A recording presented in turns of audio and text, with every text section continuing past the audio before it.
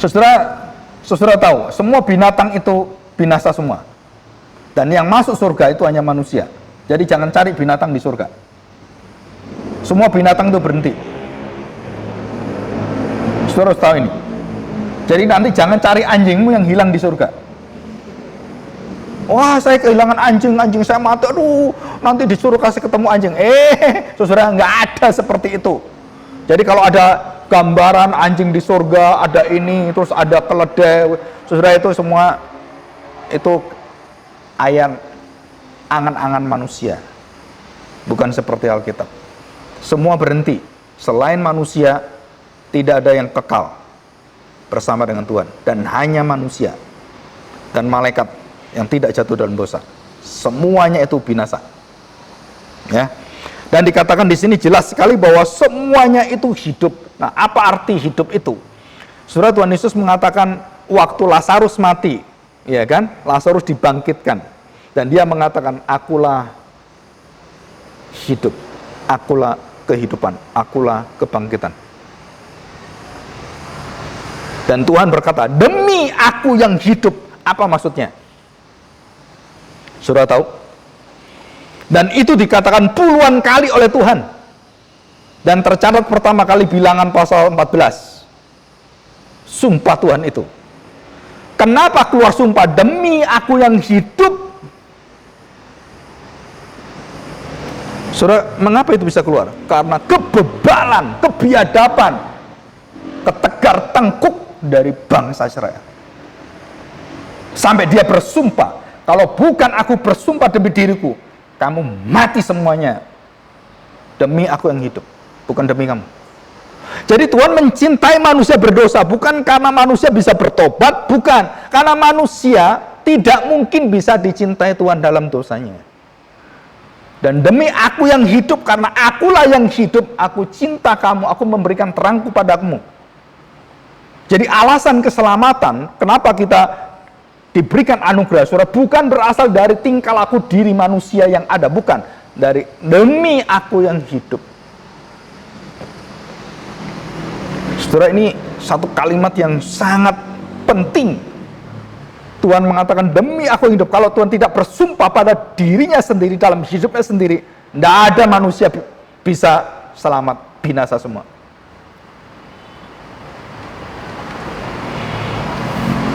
Demi aku yang hidup. Saudara, kalau orang sudah terpepet gitu ya, sumpah saya, kan gitu kan? Ada yang minta sumpah pocong lagi. Pocong nggak ngerti apa-apa itu loh. Sumpah demi pocong itu demi setan, saudara. Betul ya? Ayo sumpah apa? Sumpah pocong. Orang mati dihidupkan kembali, suruh nyumpahi. Ada orang mempertaruhkan demi jabatan, demi apa? Demi kedudukan saya. Ada satu kesaksian yang rada-rada apa ya? Aneh, saudara. Ada orang koruptor ditanya begini, saudara. Mengapa kamu korupsi? Dia mengatakan kalimat ini. Supaya anak cucuku sejahtera 7 turunan. Oh, bagus itu. Bagus nggak? Loh, supaya anak cucunya itu sejahtera sampai 7 turunan, bagus. Jadi dia berkorupsi untuk apa? Mensejahterakan keluarganya. Salah nggak? Mensejahterakan keluarga salah nggak? Enggak. Dengan cara korupsi, nah itu bajingan. Cita-cita, wah saya ingin memberikan kamu kebaikan-kebaikan, bagus nggak? Bagus. Dengan cara apa? Nyolong. Betul kan? Jadi apa gunanya sejahtera itu kalau berasal dari kehidupanmu yang tanda petik yang gelap itu? Jadi kamu tidak hidup, kamu mati. Jadi sebenarnya kamu itu hidup atau kamu mati? Kamu itu bercahaya atau tidak? Saudara, itu bergantung pada pengenalan kamu akan Allah. Ayat 18 jelas sekali. Dalam susunan tentang anak Allah ini, penutupnya itu dikatakan oleh Rasul Yohanes. Yohanes 1 ayat 18. Coba kita lihat. Saudara perhatikan baik-baik. Ya, perhatikan. Tidak seorang pun yang pernah melihat Allah, tetapi anak tunggal Allah yang ada di pangkuan Bapa, dialah yang menyatakannya. Jadi artinya apa? Jadi kamu yang merasa kenal Tuhan, kenal semuanya, tapi kamu tidak pernah kenal saya. Kamu bisa menerima saya, Tuhan yang baik, oh Tuhan luar biasa, Tuhan kamu itu baik sekali. Tapi kebaikan yang Tuhan berikan pada kamu gunakan dengan cara-cara tanda petik yang kotor, gelap dan semuanya. Dan berpusat pada dirimu, engkau gelapnya gelap. Bangsa tergelap adalah Israel, Tuhan katakan jelas. Karena kamu memiliki Taurat, kamu masih biadab. Kamu masih menyembah berhala. Padahal jelas sekali, jangan menyembah berhala. Loh, kamu menyembah berhala. Firman itu ada, dan ada dalam hidup, dalam keturunanmu ribuan tahun. Dan jutaan orang Israel sampai hari ini. Dan kenapa kamu tolak anakku? Saya tanya, saudara. Kenapa kamu tolak anakku? Datang kepada milik kepunyaannya, tapi milik kepunyaannya tidak mengenalnya. Bukannya tidak mengenalnya, tidak menerimanya. Dia kemudian menolak dan dia bunuh anak Allah ini. Saya tanya saudara, kesaksian yang ribuan tahun itu bagaimana Tuhan baik kepada mereka? Apa sih orang itu ngomong apa ya? Balas budinya Israel kepada Tuhan. Saya tanya saudara, saudara jadi orang Kristen, saudara siap untuk tidak dibalas budi. Perbuatan baik kita bisa disalahgunakan oleh mereka. Banyak hal, saudara. Dan saya banyak ketemu orang-orang seperti itu. Sudah ditolongin, udah gini-gini, masih nuntut, masih caci maki kita, masih fitnah kita. Itu setan semua, saudara. Datang merengek-rengek, minta ditolong, butuh ditolong, terus datang lagi minta tolong, sudah 3 kali, 4 kali, kok terus-terusan. Akhirnya kita tidak tolong orang itu. Orang yang tidak kita tolong tidak pernah melihat yang kita tolong itu sebagai kebaikan, sebagai tuntutan. Kenapa kamu gak tolong saya lagi? Kelima kali ini aku datang, 4 kali kamu tolong, kenapa kelima gak ditolong? Kurang ajar kamu. Loh, yang kurang ajar siapa? Pengedan ini. Kamu harusnya bersyukur tak tolong 4 kali. Enggak, 4 kali pertolongan itu sebagai tuntutan untuk apa? Kelima kalinya tunjukkan kalau kamu baik. Ini orang kurang ajar, saudara. Ditolong ada gunanya, enggak tahu budi. Nah, bangsa Israel lebih daripada itu, saudara. Yang paling kejam adalah perumpamaan Tuhan Yesus mengatakan itu. Sang anak pemilik kebun anggur itu datang. Diapain, saudara? Bukan mereka, anaknya datang kita hormat. Enggak, bunuh sekalian. Jadi dosanya itu mentok, saudara. Sempurna. Dan Tuhan katakan, dosa seperti ini tidak ada pengampunan. Saudara dengar omongan saya. Dosa yang sudah murtad durhaka seperti ini, tidak ada pengampunan. Jangan pikir orang menyalibkan Tuhan Yesus diampuni semua. No. Jangan pikir orang melawan Musa di padang gurun kemudian masuk dalam kerajaan. No. Tuhan buang semua di padang gurun, dibinasakan semua. Dan hanya generasi yang baru masuk tanah perjanjian. Saudara, mengerikan sekali. Jadi demi aku yang hidup artinya apa? Kalau bukan karena aku yang aktif, yang bergerak. Nah, ini saya tuliskan di sini. Aku yang mempertaruhkan namaku untuk menolong engkau, nggak akan kamu bisa ditolong. Mau cari malaikat setan kamu minta tolong supaya sama, nggak bisa. Kenapa? Setan pun minta tolong saya. Kok kamu minta tolong setan?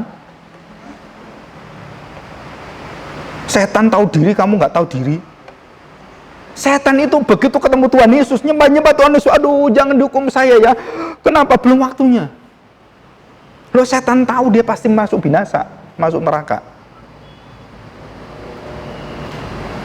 Kok malah kita cari yang seperti ini? Nah, saudara, apa artinya demi aku yang hidup? Saudara, yang dipertaruhkan Tuhan adalah nyawanya. Luar biasa, saudara. Saudara, waktu saya mengerti kata-kata ini, demi aku yang hidup, itu bukan hanya menunjukkan kuasanya, menunjukkan ke dalam hati Tuhan, betapa rendah hatinya Allah kita, sampai nyawanya pun dipertaruhkan untuk nyawamu. Saudara, nggak ada jalan keluar. Jadi kalau sampai kita mengatakan, oh aku nggak mau, aku bisa selamat sendiri, usaha saya sendiri, betapa bodohnya kita punya iman seperti ini. Kamu tidak tahu kalimat Tuhan, demi aku yang hidup, aku mempertaruhkan nyawaku, hidupmu, bukan keinginanmu, bukan kehendakmu, bukan kemauan kamu. Saudara, kamu itu mati, kamu itu nggak bisa ditolong lagi, kamu di dalam kebinasaan, dalam murka Allah. Jadi demi aku yang hidup, dia utus anaknya, terang itu, hidup itu, dan menyatakan diri pada dunia ini. Dan kegelapan itu tidak bisa menguasainya. Jadi saudara, kita harus percaya, dimanapun orang percaya, gereja mau dibom, bam! Orang Kristen mau dibunuh, dan banyak martir semuanya. Saudara tahu, firman Tuhan mengatakan, kegelapan tidak pernah menguasai terang. Saudara, dalam waktu 5 tahun ini, multimedia dipakai oleh Tuhan dengan luar biasa. Dan satu gerakan yang sangat masif terjadi di Timur Tengah. Banyak sekarang orang-orang Kristen menemukan semua kehidupannya. Yang dulu adalah mereka orang-orang yang melawan Tuhan. Dan mereka dibukakan itu, saudara. Iran, Irak, itu kekristenan sudah mulai berkembang luar biasa. Mereka merasakan Indonesia bingung sendiri. Saudara, di Mesir itu udah lebih dari 34% itu orang Kristen. Di Mesir. Waktu saya punya teman Mesir, waktu kuliah dengan saya, Amir itu, namanya Amir ya. Dan dia waktu itu masih kira-kira berapa tahun ya? 98 waktu itu. 98, jadi sekarang kira-kira ber-20 tahunan lebih. Nah, waktu dia melihat bagaimana orang Mesir itu menyiksa orang Kristen, membakar gereja, dia tetap berjuang, dan dia dari kakeknya, papanya dalam penderitaan yang luar biasa, dan dia tidak berhenti menjadi hamba Tuhan. Terus ditanya, terus kamu mau ngapain? Mau kembali ke sana? Kakekmu, papamu udah meninggal, kamu balik ke sana, itu nganter nyawa. Iya, memang itu harus dilakukan. Dan surah apa? Karena jiwa-jiwa orang seperti ini begitu mengasihi bangsanya, begitu mengerti hati Tuhan. Setelah itu begitu banyak benih-benih itu kematian, itu akhirnya menjadi limpah luar biasa. Jadi jangan kau pikir kalau sampai sekarang ini terjadi gerakan luar biasa, karena di sana begitu banyak martir yang sudah tanda petik seolah-olah dikalahkan oleh kegelapan. No, jiwa-jiwa mereka itu, benih-benih mereka tanam itu, terang itu akhirnya menyala semuanya, mempersiapkan kedatangan Tuhan yang kedua kali. Saudara, demi yang hidup, ya, kita lihat yang terakhir, ya, kalimat yang terakhir. Nah, saudara perhatikan, ayat 12. Ya. Yang tadi saya jelaskan adalah ayat 11. Ia datang kepada milik kepunyaannya, tetapi orang-orang kepunyaannya itu tidak menerimanya. 12. Tetapi, saudara perhatikan ya, yang terdahulu menjadi terkemudian, yang terkemudian jadi terdahulu, gitu kan? Tuhan mengatakan demikian. Bangsa yang dicintai Tuhan menjadi bangsa yang dibuang Tuhan. Bangsa yang dulu jauh sekarang dekat. Yang dulu bukan umatku, kamu umatku. Nah, saudara perhatikan. Tetapi semua orang yang menerimanya diberinya kuasa supaya menjadi anak-anak Allah, yaitu mereka yang percaya dalam namanya. Orang-orang yang diperanakan bukan dari darah atau dari daging, bukan pula secara jasmani oleh keinginan seorang laki-laki, melainkan dari Allah.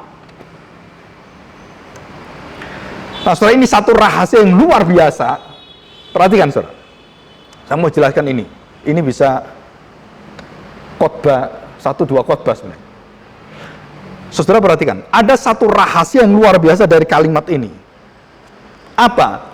Hanya anak Allah yang bisa melahirkan, menciptakan kamu baru. Bukan nabi, bukan imam, bukan raja, tapi the Son of God. Jadi 3 pekerjaan Tuhan Yesus yang ada di bumi ini, itu tidak bisa melahirbarukan kamu. Tapi the Son of God, yang hidup, yang kekal, terang yang sejati, yang mengadakan segala ciptaan itu. Nah, itu sekarang yang akan membuat kamu diakui sebagai anak-anak Allah. Saudara, kalau saudara tidak mengerti Kristus yang seperti ini, tidak mengerti benar-benar, saudara-saudara akan gampang sekali jatuh pada Kristus yang palsu, yang sesat, yang hanya setengah-setengah. Jadi bukti yang ada di bumi ini, jabatan Tuhan Yesus itu harus diaklamasi, harus ditegaskan kembali oleh apa? The Son of God. Jadi nggak pernah terpisah the Son of Man and the Son of God. Jadi dikatakan di sini, orang-orang yang diperanakan bukan dari darah dan daging. Saudara-saudara akan melihat seluruh kejadian Injil Yohanes atau yang ditulis Rasul Yohanes Injil ini. Saudara akan melihat di sini, saudara melihat Nikodemus waktu berpikir, bagaimana saya bisa dilahirkan kembali? Nggak bisa, saudara. Dia berpikir jasmani daging. Dan Tuhan katakan apa? Bukan dari Allah. Bagaimana dari Allah? Kok bisa dari Allah? Ya semua berasal dari Allah, semua yang memulai Allah, demi aku yang hidup. Dan itu kalimatnya. Ada orang tanya saya, Pak, ini orang Katolik, ya, karena diperbolehkan doa untuk orang mati. Pak, bisa nggak Bapak bantu saya? Untuk apa? Doakan mama saya. Kenapa? Mama saya belum percaya. Maksudnya didoakan gimana? Bapak kabarkan Injil pada mama saya. Loh, terus gimana caranya udah mati? Pak, Bapak berhubungan dengan roh mama saya. Wah, serem juga ini ya. Ngeroh ini. Jadi nanti Bapak saya kasih, mama saya kan seneng kopi, terus ada jahenya. Nah, biasanya rohnya datang kalau saya kasih kopi dan jahenya. Nah, Bapak nanti ketemu, Bapak ngomong tentang Tuhan Yesus. Saya mikir, ini udah nggak bener ini. Jadi bagi dia masih bisa berhubungan dengan dunia seperti itu, dan mereka sayang apa? Aduh, mama saya belum percaya, Pak, aku tolong dong beritahu firman Tuhan, Yesus anak manusia itu. Nggak bisa kalau udah di sono. Mau diapain nggak bisa udah di sono. Jadi disinilah kamu harus menyatakan hidup dan terang itu. Dan siapa yang dikasih karunia menyatakan terang dan hidup? Tuhan. Bukan malaikat. Sudah bukan malaikat, tetapi orang-orang percaya. Jadi the Son of God itu memiliki kuasa untuk apa? Menciptakan kamu baru. Karena dosa, kamu tidak akan bisa keluar dari sana. Saudara, ini adalah satu perkataan yang sangat indah dari Injil Yohanes, rahasia kerajaan Allah dalam Injil Yohanes. Jadi the Son of God lah yang bisa memerintahkan semua, dan laut, orang-orang semua di dalam kelumpuhan, di dalam kebutaan, semua bisa dicelikan oleh dia. Mata semua. Siapa yang menciptakan semua segala yang ada? Dia.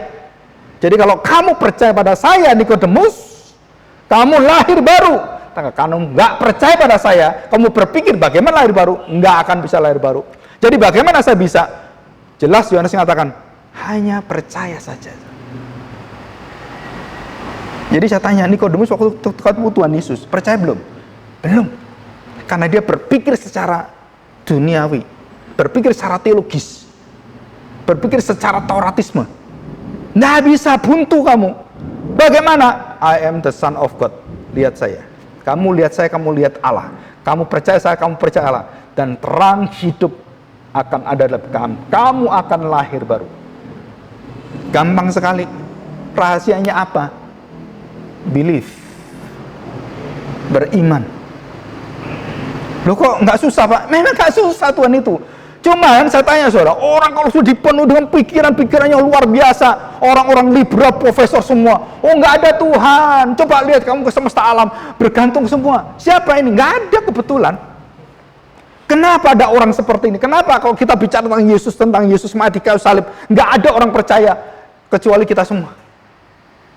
Kenapa saudara? Saya tanya, demi aku yang hidup. Bukan bukan demi kamu. Saudara, itu semua di tangan Allah misterinya. Kita hanya menyatakan ada gelap, ada terang, ada hidup, ada kematian. Saudara, itu adalah kita harus nyatakan, kita saksikan. Jadi kita diberi kuasa setelah kita menerima kehidupan baru, hidup dan terang itu. Saudara, hidup dan terang itu tidak bisa berdiam, akan membakar kamu, membunuh kamu. Jadi terang itu kalau kamu tidak lepaskan, tidak sebarkan, saudara, itu akan membakar kamu dan membinasakan kamu seperti bangsa Israel. Jadi jangan terang ketemu terang. Nggak pernah mengabarkan kebenaran. Jadi kebenarannya apa? Ya cuman kita aja yang benar gitu ya. Saudara, nanti saling tuduh-menuduh dan cakar-cakaran di dalam. Saudara harus menyatakan terang keluar. Dan jelas Tuhan mengatakan apa? Dan seperti terang yang ada, membukakan kehidupan, dan sudah membuat yang mati jadi hidup, yang gelap jadi terang. Demi aku yang hidup, terang yang sesungguhnya itu, kamu akan jadi terang dunia. Jadilah terang dunia. Bagaimana bisa menjadi terang dunia? Percayalah, Yesus anak Allah. Bukan hanya dia pembuat mujizat, bukan hanya dia seorang gembala, bukan hanya imam, bukan hanya dia raja di atas raja. Dia adalah Allah pencipta segala sesuatu. Semua bergantung pada dia. Semua ditopang oleh dia. Dan tidak ada satu benda pun, makhluk hidup kecil apapun yang tidak dikontrol oleh dia. Segala sesuatu di bawah naungannya, saudara. Berkali-kali Tuhan berkata pada bangsa Israel, aku seperti induk ayam ingin menaungi engkau, ingin mengumpulkan engkau, tapi engkau menolak aku. Engkau bukan hanya menolak, tidak terima, engkau memusuhi aku, dan engkau membunuh anakku yang kukasihi. Betapa gelapnya Taurat di dalam hati mereka, yang harusnya berfungsi menjadi terang. Maka Tuhan katakan, seperti orang buta menuntun orang buta. Siapa itu? Orang-orang ahli Taurat dan orang-orang Farisi. Dan saya berharap, saudara, kita tidak seperti itu. Percayalah, the Son of God, Yesus adalah Allah yang sejati. Mari kita berdoa. Bapa, kami bersyukur, kami diselamatkan demi aku yang hidup. Engkau jamin kami, Tuhan. Bukan dengan jaminan, kekuatan, kekuasaan, dan isi daripada dunia ini, tetapi dengan hidup-Mu. Maka kemurahan-Mu, Tuhan, melebihi hidup kami. Dan di sanalah kegelapan menjadi terang, kematian menjadi kehidupan. Yang dulu kami penuh dengan pikiran-pikiran yang gelap, dipenuhi dengan nafsu kami, dipenuhi dengan keinginan-keinginan. Tetapi hari ini, Tuhan, kami dipenuhi dengan terang-Mu. Kami dipenuhi dengan kasih-Mu. Kami penuh dengan hati yang memiliki pengampunan, kesabaran, kesetiaan dari Tuhan. Tidak membalas kejahatan dengan kejahatan. Mata ganti mata, gigi ganti gigi. Tetapi kami mau belajar seperti Engkau. Ditampar pipi kiri kami, kami berikan pipi kanan kami. Diminta berjalan 1 mil, kami berjalan 2 mil. Sungguh Tuhan, jika bukan karena Engkau the Son of God, kami tidak mungkin menghidupi ajaran ini. Karena tidak ada manusia yang bisa menghidupinya. Dan Engkaulah anak-Mu yang tunggal yang sempurnalah Bapa, yang sudah memberikan contoh dan jaminan bagi kami. Sempurnakanlah semua pikiran kami, hati kami, perbuatan kami, supaya sungguh-sungguh layak di hadapan Tuhan. Terimalah kami, Tuhan, seperti Engkau menerima kami sebagai orang-orang yang Engkau sumpahi demi hidup-Mu, Tuhan. Kami bersyukur, Bapa. Di dalam nama Tuhan Yesus, kami serahkan doa kami ini. Amin. Saya serahkan kepada Tuhan.